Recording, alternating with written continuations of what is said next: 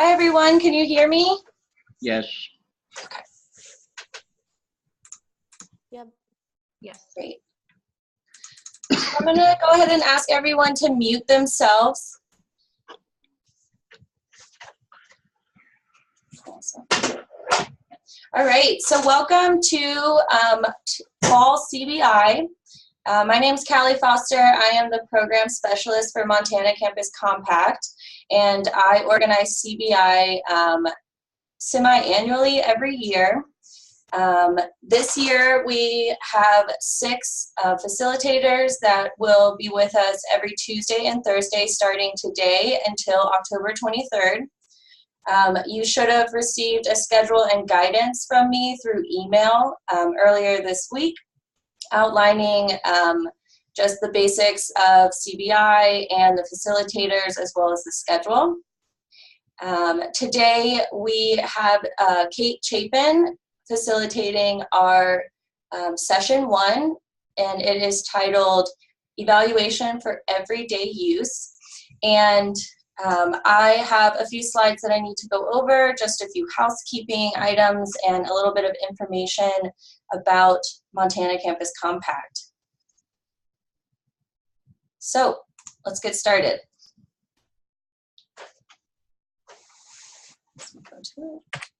There we go.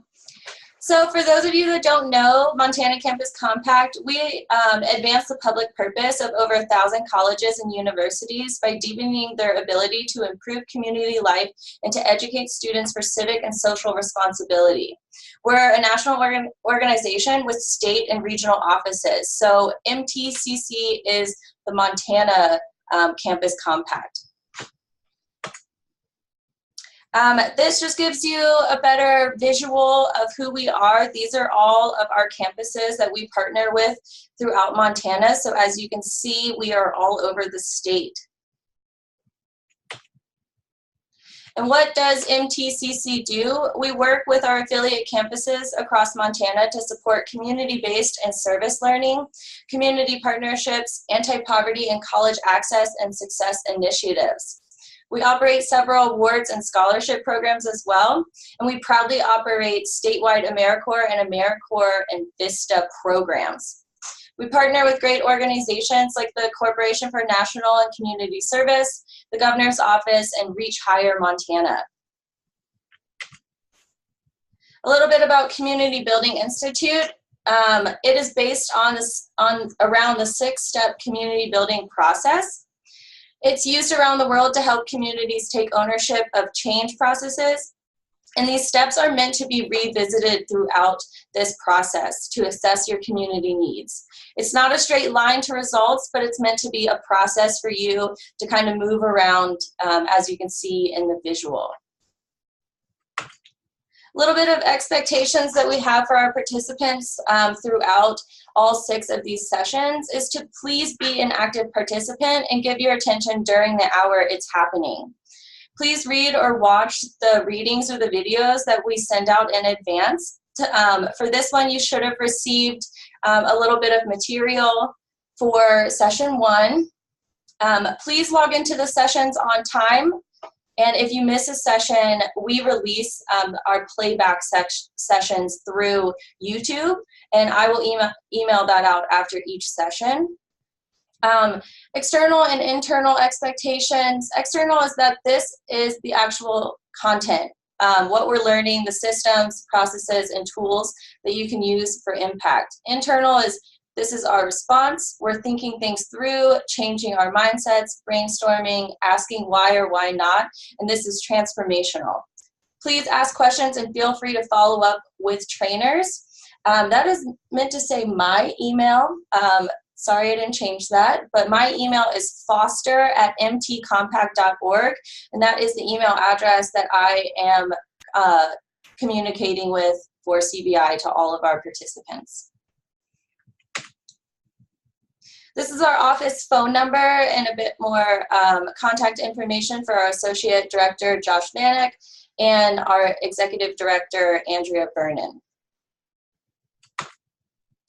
And these are our websites. So Montana Campus Compact, we have our own website, and then we also have a National Campus Compact website that you can visit to find out just our overall initiatives as a compact nation.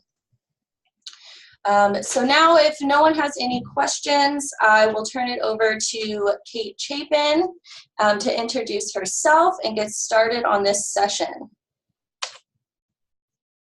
So now we're All right. Hello, everyone. I think I'm getting my screen shared. There it is. All right. Are you seeing the full slide on your side of things? Not yet. Not yet, I think. Okay. I think maybe, do you need to give me power? I thought I did. Let's try it one more time. Okay. Yes. Okay, did anything change on your end, Kate? It looks the same for me. I mean, I can see my PowerPoint. So you should be able to kind of push up with your mouse toward the top of your screen. Okay. And a little thing will pop down. There should be a green share button. Okay. And then click that guy. Click that? I know she has to.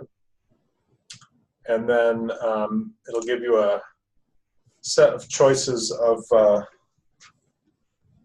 including your PowerPoint. Oh, there it is. Okay, great. Yep, perfect. Great.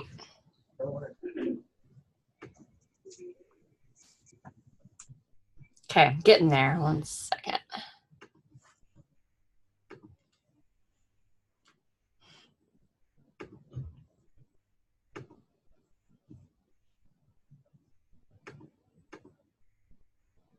How are we looking? Oops. I can see it. You'll just want to start your slideshow from the beginning because as of right now I can see your next slide and it's not full screen of your first slide. Got it. I think I know what I need to do here. Okay. Okay. Going. I have 2 screens, so it makes it a little complicated here. All right, how's that? Is that good? Yes. Okay, great. So I've got one. Great. Thanks, Julia. This is great. So hello, everyone. My name is Kate Chapin, and I am excited to share this next hour with you all. The training that you are experiencing that I'm facilitating here today is called Evaluation for Everyday Use. So what I want to do today is talk about why we evaluate, what evaluation is, what are the challenges to program evaluation. I want to provide you a framework offered from the Center for Disease Control. I want to talk about specific strategies and then also additional resources. So I welcome you all to this training, and I want to thank you in advance for your participation. And I also want to thank you for your service to nonprofits and to the people that they served. And having worked in agencies over the years with contributors from AmeriCorps and VISTA, I can say that your contribution to the life of agencies really is critical.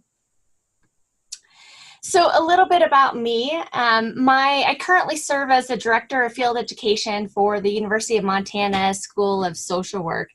And in this role, I'm responsible for evaluating our program and also reporting how well students are doing in terms of meeting our learning goals for accreditation. Formerly, I directed campus and community-based programs for survivors of interpersonal violence. And so in these programs, we received grant funding so that there were specific outcomes that we reported on, including client satisfaction surveys, interviewing stakeholders, pre and post tests for every prevention presentation we did, so that we could really monitor our success in changing attitudes. Also, I've served as an independent contractor assisting with program development and program outreach, grant writing and reporting, and community-based participatory research. This past year, I served as the principal investigator for an implementation evaluation for the Healthy Montana Teen Parent Program up in Flathead for the City County Health Department up there. And so through all these experiences, I really have gained an appreciation for evaluation and how evaluation can and should be used to improve program effectiveness and efficiency. So in our roles in nonprofits, we are often asked to do more with less. And program evaluation really does take time. So if it takes time, why is it that we do it? Well, here's some of my ideas, and I want to create an opportunity for you to share as well.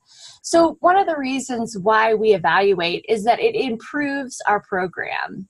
So if our program is not effective, we need to understand and identify what activities we need to do to improve the program. We need to identify and uncover the activities that should be continued, that should be built upon, and also which should be modified. Program evaluation also improves staff performance. So through this process, it can identify our strengths and our opportunities for improvement. We also evaluate because it demonstrates to our funders and others that what our program's impact is. So every agency relies on some sort of an external funding source, and most of these sources will ask us to report on our outcomes or our successes. Did we say what we were going to do? How well did we do it? So program evaluation helps provide that clarity and also the consensus around what our purpose is for everyone that's involved. So for our board members, for the staff, for the volunteers, our stakeholders, our funders, and our community at large. We need to be able to articulate our value and impact, and program evaluations help us do this. Program evaluation also helps us raise additional money for our program by providing evidence of its effectiveness. So it helps us paint the picture of the importance of our program so that we can raise money, so that we can not only keep our lights on, but continue to expand and innovate and assure that we're providing quality and effective services.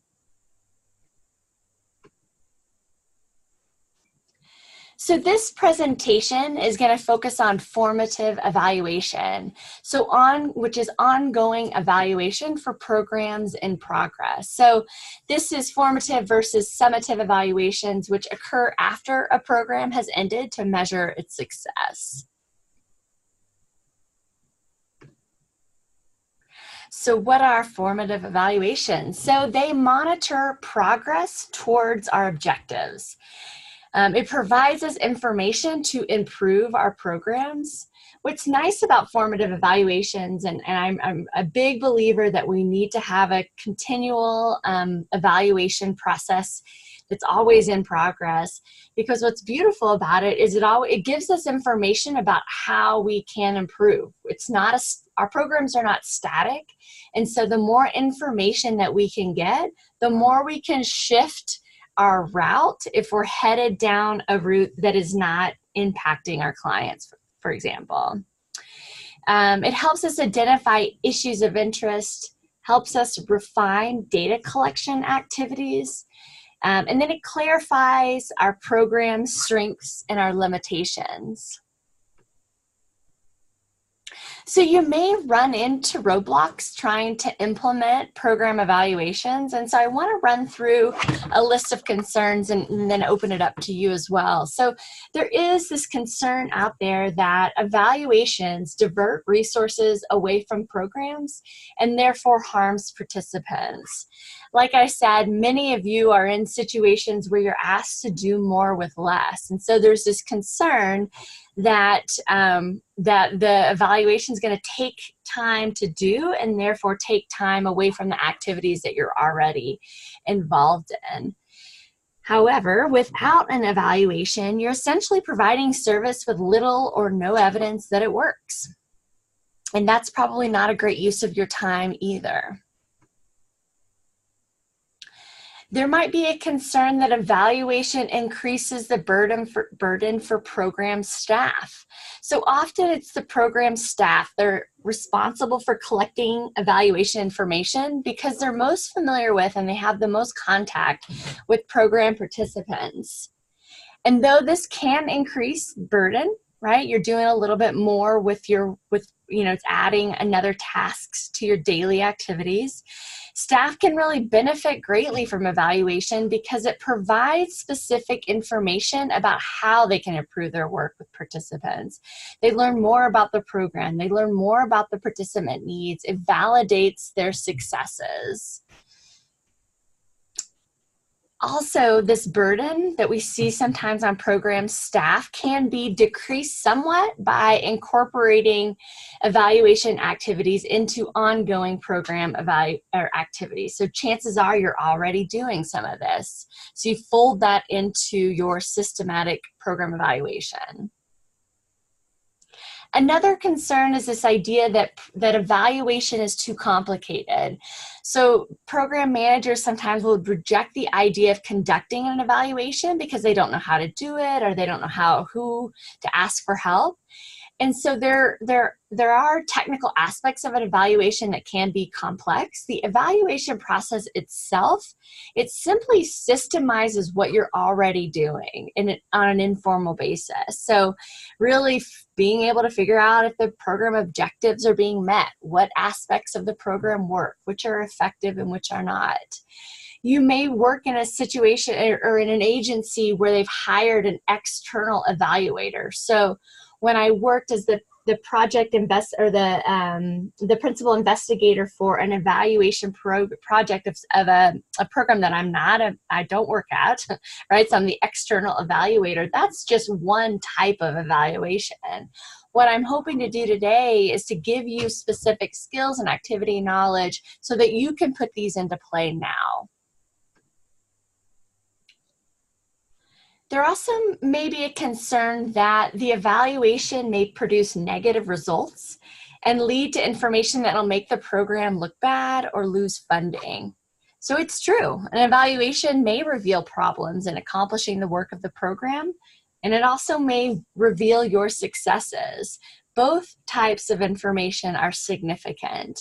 So this is sort of a shift in thinking, but the discovery of problems should not necessarily be viewed as evidence of a program's failure, but rather it's an opportunity to learn and improve the program.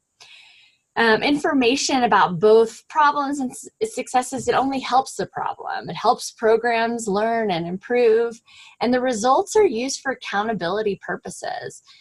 It's important that evaluation be carefully planned and executed.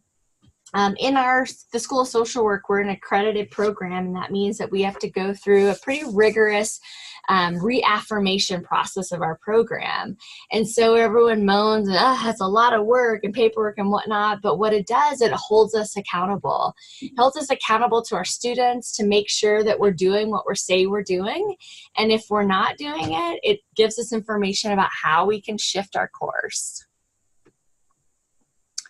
What else? Are there other concerns that you've thought of or that you have heard in terms of program evaluation that I have not mentioned? And feel free to use that chat box to add your ideas.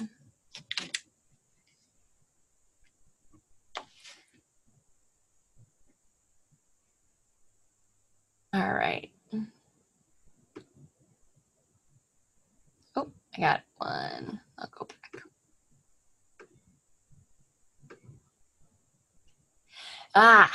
So the data is collected but never used. So this is something I'm going to talk about a little bit when I address, or quite a bit when I address the framework. But that leads to definite burnout from staff. And when you're asked to collect data and you do these surveys, you do the, you know, the focus groups, whatever it may be, but then nothing is used, nothing is done with that information.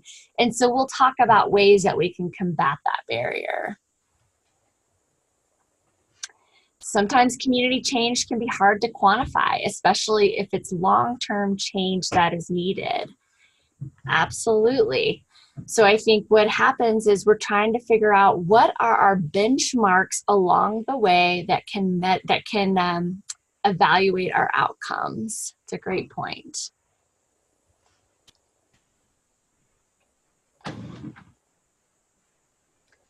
All right. Great questions. And, oh wait, got one more, I think. Not knowing the next steps once the data is collected, right? So we're going to get this information, but then now what do we do with it? So we'll talk about that as well. So what we're trying to do here with program evaluation for everyday use is really cultivating a spirit of program improvement. Here's a fun little cartoon here. One dude that has no pants on says, "We got it wrong in the past." And then the lady says, "Yeah, but we've learned how to do it right in the future." So really thinking about how it is that we, instead of being afraid of failure, it's really embracing this idea of that we're committed to always growing and improving. And then if you don't know where you're going, how are you going to know when you get there? So next I want to share a framework for evaluation, and this is the model that's used by the Center for Disease Control to evaluate public health programs. And essentially this framework has 5 different stages. One, the first stage is engaging stakeholders. The second is describing the program. The third one is focusing the evaluation design and gathering credible evidence and justifying conclusions. Here's another way to look at it here that's a little more nuanced. In the next slides, I'll go through each of these steps. All right, engaging stakeholders. So when we talk about stakeholders, generally they fall into these 3 different categories. Those that are involved in the program operations, so this is staff. These are program managers, these are administrators, funding officials, coalition partners, collaborators, sponsors. And then the second one is those served or affected by the program. So this includes clients and family members, neighborhood orgs, academic institutions, elected officials, advocacy groups. And then the primary users of the evaluation. So this is the specific people in a position to do or decide something in regards to the program. So this might be your program administrator. So I want you to use the chat box here to just list out who are the stakeholders in your organization. So in thinking about these 3 different categories, I want you to think about and then share in the chat box who are the stakeholders that interact with your agency or organization.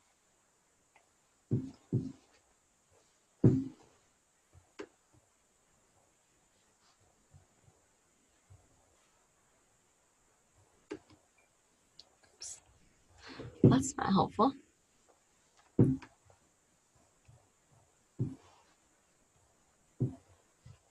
Let's see, somehow my share, there we go.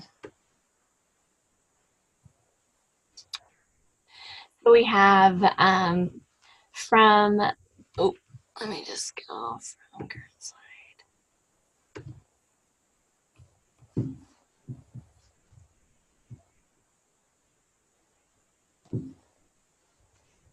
Okay, we'll just go down here. So let's see.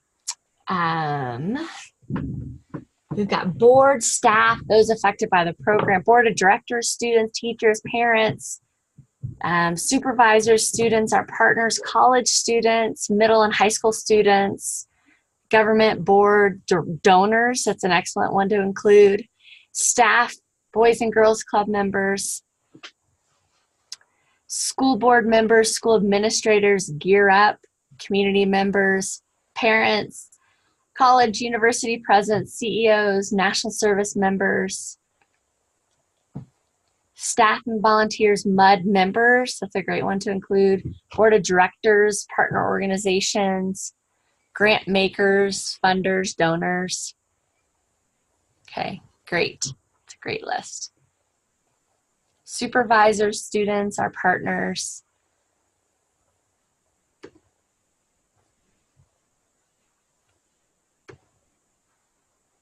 Okay, great. Thank you for sharing that. So I want to give you an example of a project I worked on looking at green care farms in the United States. It was a feasibility study. And so green care farms are actual working farms where adults with disabilities engage in activities from feeding, caring for animals, to harvesting vegetables and preparing fresh meals. And so what these farms are essentially an alternative to home and community-based care options for adults with disabilities. So, you know, there's these adult day centers where adults might go during the day and interact with others. And so these green care farms are a way for these older adults or adults with disabilities to be able to interact and interact with the land and interact with each other. And so with this study, we looked at the feasibility and initial effectiveness of the first green care farm in the United States. So what we did is we interviewed stakeholders. So these were the administrators of traditional home and community-based services, adult day service programs. We interviewed farmers, we interviewed participants, we interviewed family members of the participants. It's quite a fascinating project. All right, so we talked about engaging stakeholders, and now I'm going to talk about describing the program. And you may have done this in your program, or your program maybe has this. And I want to talk about logic models. And logic models, you know, there can be a full, you know, 1 hour, maybe even 1 day presentation just on logic models. But essentially, I want to share enough to give you a good understanding about how this might impact a program evaluation. So essentially, the logic model is a process in which you clarify your elevator speech. So what the impact is that you're doing, your program's doing. So through this model, it allows you to describe the program, including the need, the expected effects, the activities that you will do in order to reach those effects, the resources that you will add in order to get those effects, the context and outcomes. So it allows you to demonstrate accountability with a real focus on outcomes. So I say on the slide, it's like a roadmap. It helps you plan your route. Kate, can I interrupt you for a moment? Yeah, you bet. We lost your PowerPoint slides, so we can see you, but we can't see your PowerPoint. Well, thank you for telling me. Of course. Yeah, okay, let me just pause that. Okay, escape. Oh, wait. Okay, share.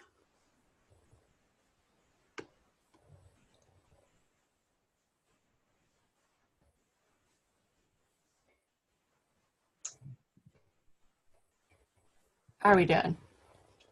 Is that good? That looks great. Yep, much Okay, better. cool. Thank you for letting me know. You're welcome. Do some crazy stuff over here. Okay, so back to the logic model here.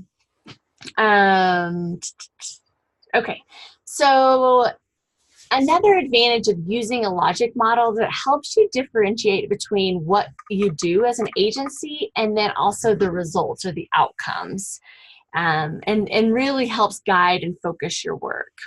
So let's look at an example of that. An everyday example that most of us can relate to is the feeling of hunger, right? So the problem here that we're addressing is that we're hungry. And so what the activity would be is that we would get food. And the resource is that we would get food. The activity is that we would eat food, and the expected outcome is that we feel better. All right, so let's look at another logic model. This is a little more nuanced than the hunger one.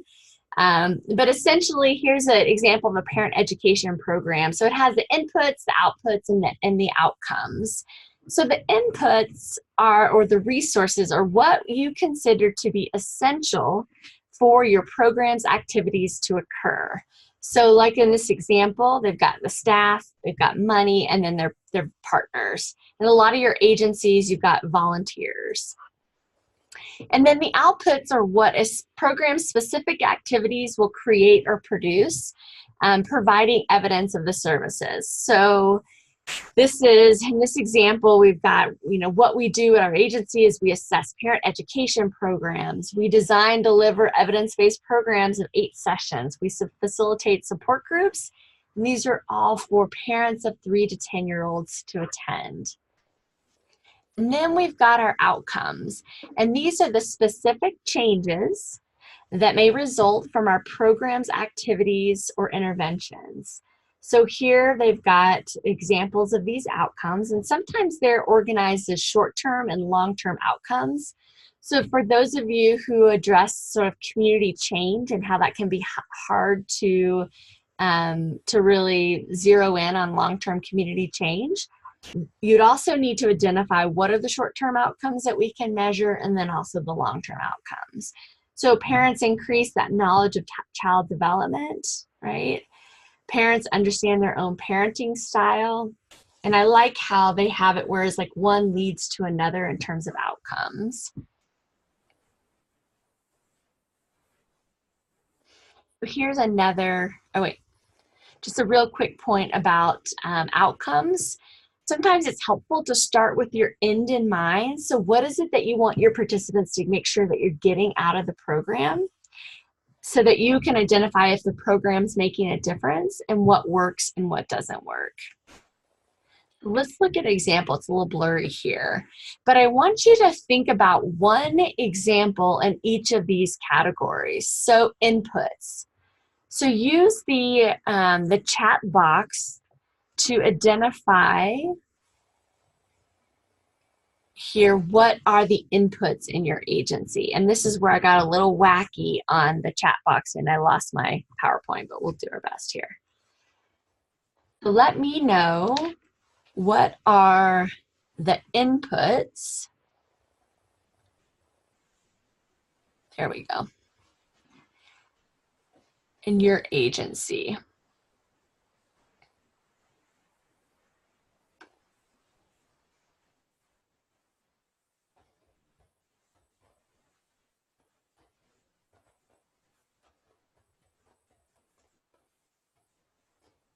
I see all of you all trying to help me here with my screen, so thank you. Okay, so some of these inputs are staff, training, resources. So you would want to, when you say resources, you want to be really specific about resources. So the funds that you receive from XY grants, for example, staff, volunteers, donations, good. Grants, expertise from staff and partners, learning materials. Okay, good. So let's shift to outputs. So what are the activities that your agency does, and who do you intend to reach via these activities? So you think about, okay, who are your activities? And then who do you intend to reach? So if you think about the parent ed model, some of their activities were these classes, these evidence-based classes, groups, and the participants were parents of, I think, 3 to 10-year-olds. Activities would be communication through media, right? And then with that, that's Rachel's, who is it that you're targeting in terms of your media efforts? Training, which leads to after-school programs, community partner help, which is you're trying to reach middle schoolers that would benefit from programming. Good. workshops, practicums, internships, parenting programs, resource sharing, educational opportunities targeted to individuals and youth, community forums and workshops. And so with that, who are your workshops and forums designed for specifically? The community at large, etc. Good. And then in the interest of time, you could keep going and going, I'm sure, but let's hear about your outcomes. What are the outcomes that are expected in your agency? So what are the short-term results you're looking for, the long-term results, and the ultimate impact that you want to have, perhaps?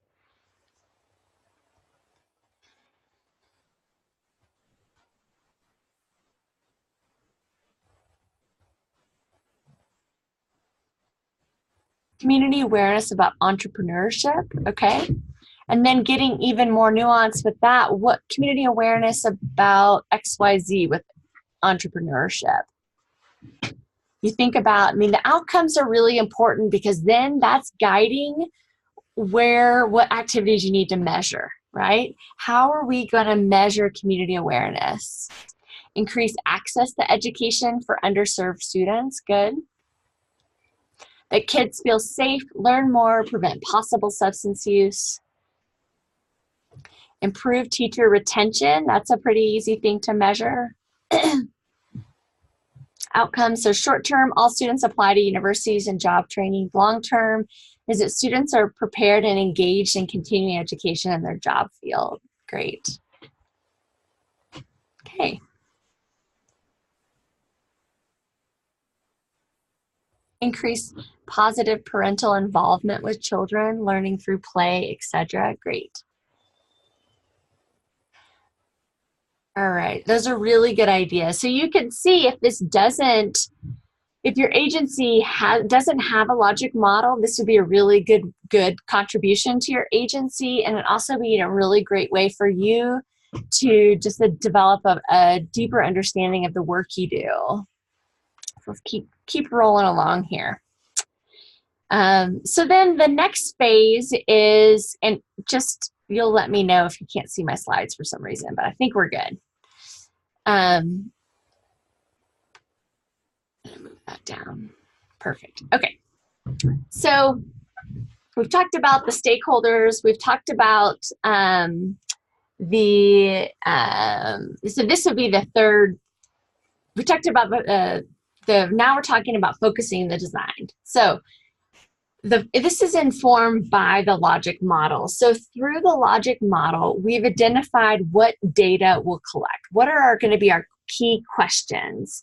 So for example, one of you all mentioned teacher retention, right? And so if that is an outcome, a primary outcome of your program, then you need to figure out what is the data that we'll collect in order to measure whether or not we've met those outcomes. So that's where that logic model is so critical. And when we're thinking about focusing our design, we want to think about what's feasible, what's ethical, and what's useful.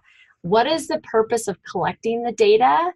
So as someone mentioned, I appreciate you mentioned this at the beginning, nothing is more frustrating to just collect data for the sake of data collection and not have a really good understanding of how that data is used. And then also, what's the timeline? So the timeline in collecting the data and also implementing the feedback. So in terms of collecting data, you probably know this from all your research classes as a student, but essentially we think about data collection in terms of quantitative data and qualitative data. Quantitative is sort of the numbers of people served, the number of services provided, the length of services. And then there's qualitative data, the narrative information that describes the experience of the program participant. And I would say that both of these are pretty critical. Numbers alone don't necessarily tell the full story, but the story without the quantitative data is also missing as well. We want to make sure that we're focusing on the lives changed and conditions improved than just on the numbers served. Right? So if I say my domestic violence shelter served 600 people over the last 2 years, Well, that's great. That means that you kept the doors open, but how effective were you in increasing the safety of the long-term safety of these participants, for example? So data can be collected in many different ways to address your evaluation needs. And I think the first step is to really figure out what data is currently being collected at your agency to understand if that current data source is can adequately answer the evaluations research questions, right? So what is the existing data what is the data that exists? Sometimes this is called secondary data that may also pertain to our evaluation project. So this can include student records, test scores, medical records, consensus data.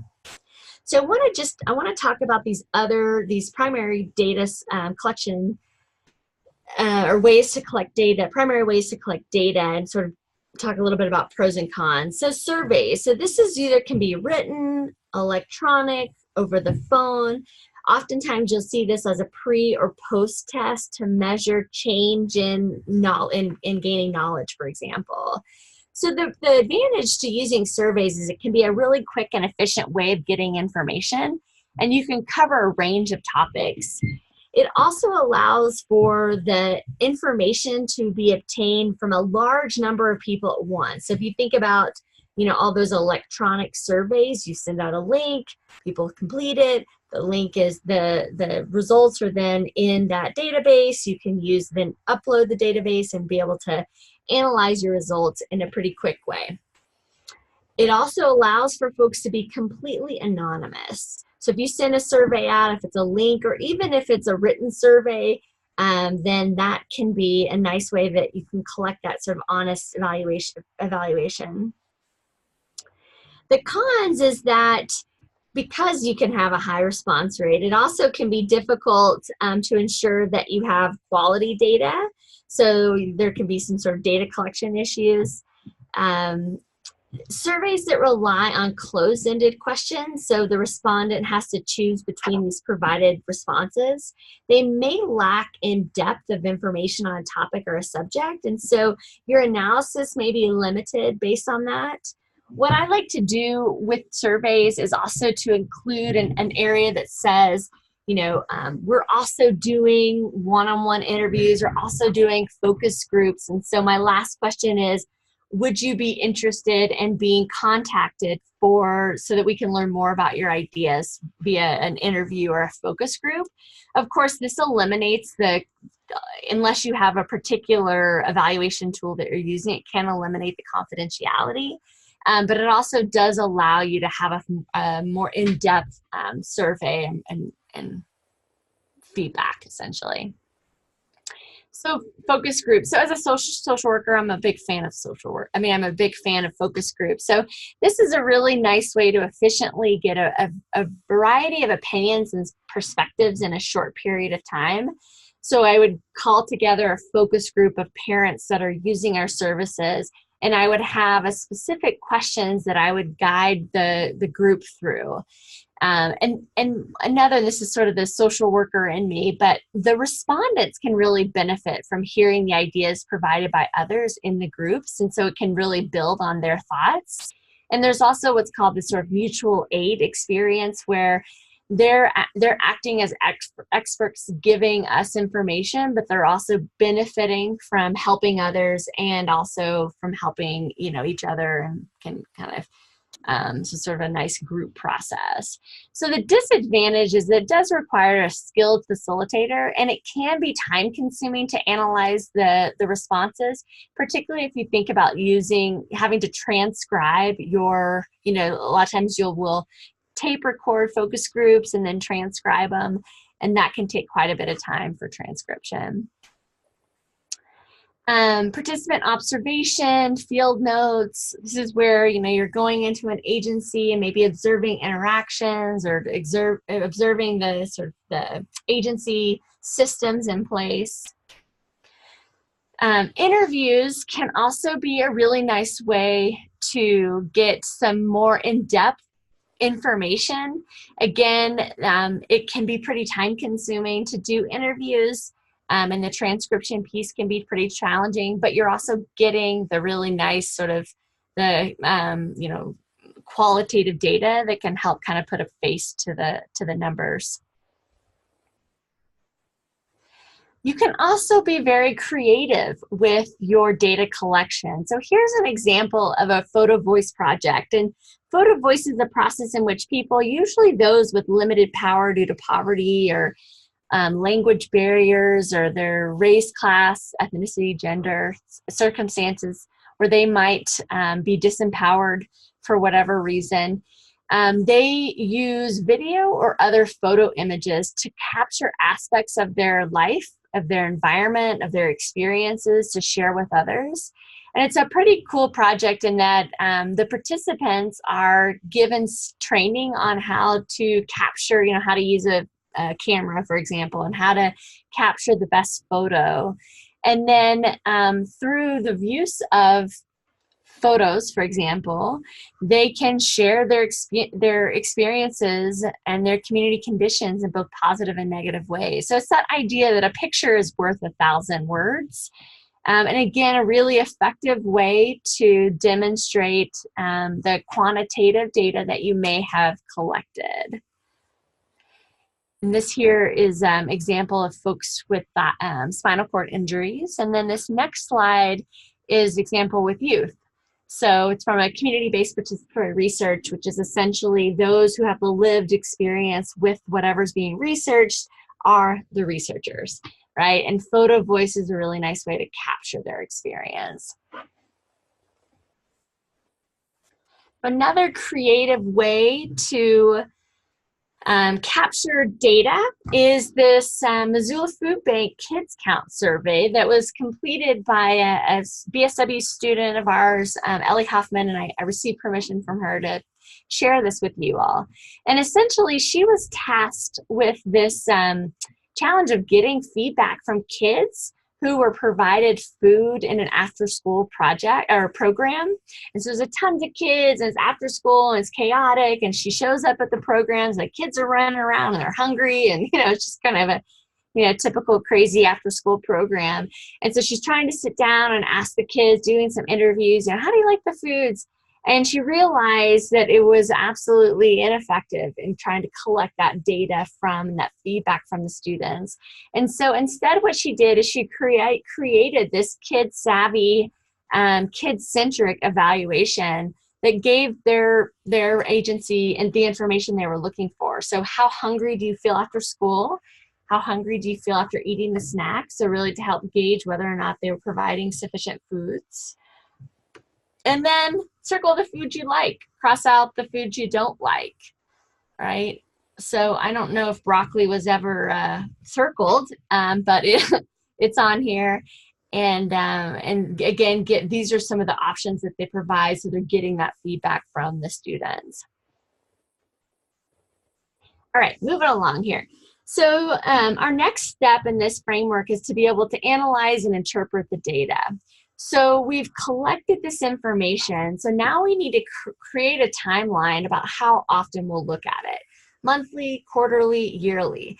Again, to go back to the comment that someone made at the beginning, it's really irritating when you collect data and you never use it. It's also kind of overwhelming to have this data and not know what to do with it.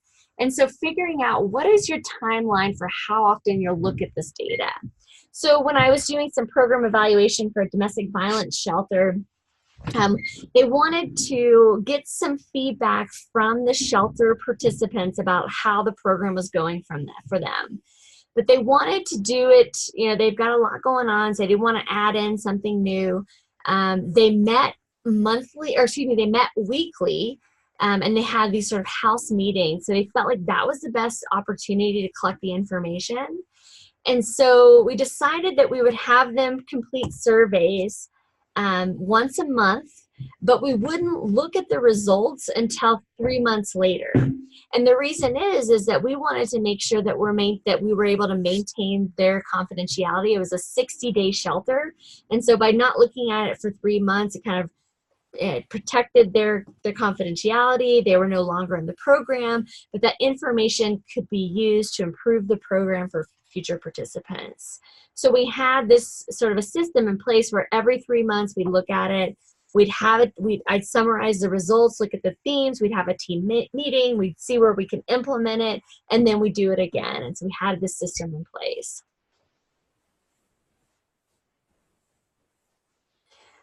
And then we want to use that data. So how do we learn from those evaluation results? How can we improve our program? How do we improve its evaluation process? So of the shelter survey that I told you, what I would do is I'd look at that evaluation, I'd identify the themes, I'd have a meeting with the the management staff, I'd let them know, we'd bring it to the staff meeting, we'd talk about ways that we can implement, and then we'd move forward. So you'll have to figure out what that looks like in your agency. So I gave you an example about how I communicated the findings, but there's you can go beyond what we did, and that just sort of capturing the one program of this agency. You might think about how you're going to communicate it to all the stakeholders that you identified earlier in this presentation. So one way is to do it is to develop a formal report. So what were the desired outcomes? What was the logic model? How did you collect data? What were your recommendations? Chances are there's probably only going to be a handful of people that read your formal report. And so I'm not saying that that's not valuable. It is, but you also need to get creative about how you communicate your findings. So you could present it in case studies or stories of impact. So again, thinking about how you humanize this data. News releases can be a good way to do it. Snapshots or postcards, right? So thinking about, okay, if I want to let our donors know that what we're doing is effective, and so I could show little snapshots or postcards that really demonstrate the evaluation themes. We can do videos where we record interviews with organizational leaders discussing how the evaluation improved their organization. The video can be uploaded for free on YouTube, hosted on your website.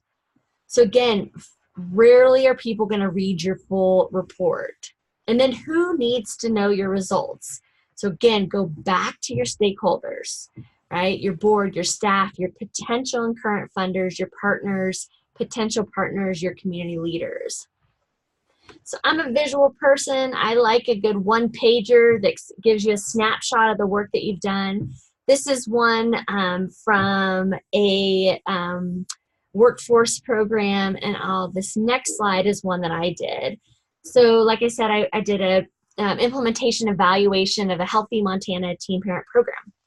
And so we wrote the full report because that's what the Department of Public Health and Human Services wanted, and also what the staff at the parenting program needed. But really, most folks were going to engage and look at and be impacted by this one pager. So in this one pager, I do the program overview, I do the overall findings, and then I have sort of these two kind of what we found is sort of high knowledge group, this positive feedback loop. And so I have a visual way of demonstrating that. And I also pull out some quotations that help to demonstrate some of these themes. So again, here it all is. So 1, engaging stakeholders. 2, focusing our design. 3, collecting our data. 4, analyzing, interpreting. And then most importantly, 5, using the data. So this is a lot of information, and you might be wondering, where in the heck do I start? So I think if you don't have a logic model, I would start there, because that's really going to inform how you know what data to collect, is what the outcomes you are trying to demonstrate, and whether or not your program is doing what it says it's doing. And I encourage you to get creative and think about what is the feasible and usable data that we can collect in a creative way. And if you're working with disenfranchised populations, how can you really collect the voices of folks who have been systematically silenced? And I think Photo Voice gives us a really nice example of that, as does that kid survey. I think that's a really nice way of approaching kids as experts but doing it in a kid way. And then here's some resources. I shared this this University of Washington Cooperative Extension. You'll probably find a lot of good resources there, and the community toolbox as well. And then the Center for Disease Control has some program evaluation resources.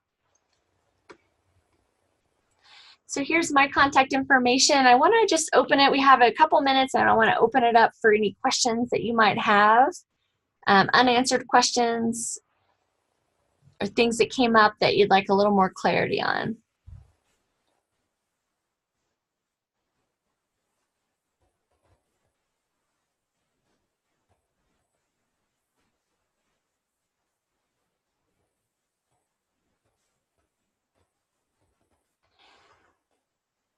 So based on your program, where do you think is the best way to start with this process? So I've given a lot of information. I'd love to hear from you what you think is step number one. Yeah, I'm happy to share these slides for reference, Alexis.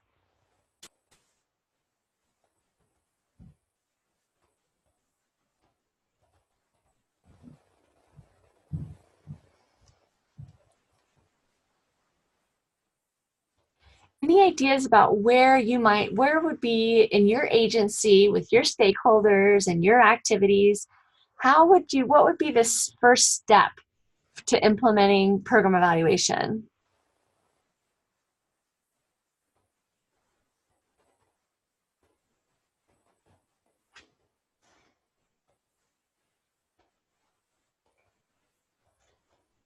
And just go back here.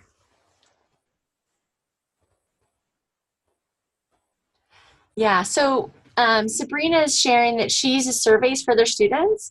And so I think that's a really good way is to look at what is the data that's already being collected, and also ask questions about how is this data collected, and then how is the feedback used to, then what happens next?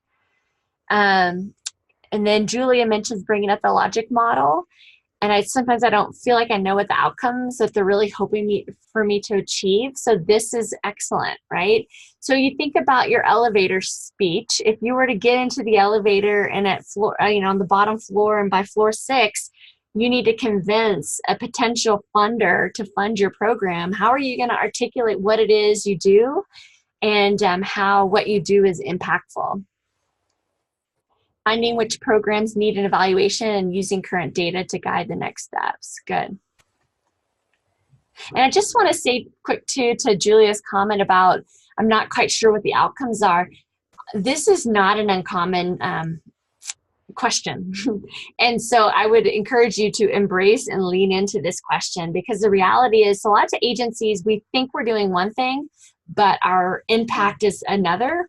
Or we think that these certain activities are going to lead to outcomes, or, and so there's a lot of oftentimes disconnection between what our activities are and what our expected outcomes are. Alexis talks about surveys to families. So what is the data that you can currently use? Great. All right, well, I will share my slides with Callie, and you're welcome to contact me if you have any questions. I'm happy to help brainstorm ways that you can kind of implement some of these ideas in your program. And hopefully you're leaving with this idea that, that the spirit of program improvement is what we're going for, and that all programs take unexpected twists and turns, and we just need data to be able to really quantify and articulate our impact, so that in a time when we're asked to do more with less, we can be efficient and effective with our resources. So thank you all for doing the great work, and this is how you can contact me.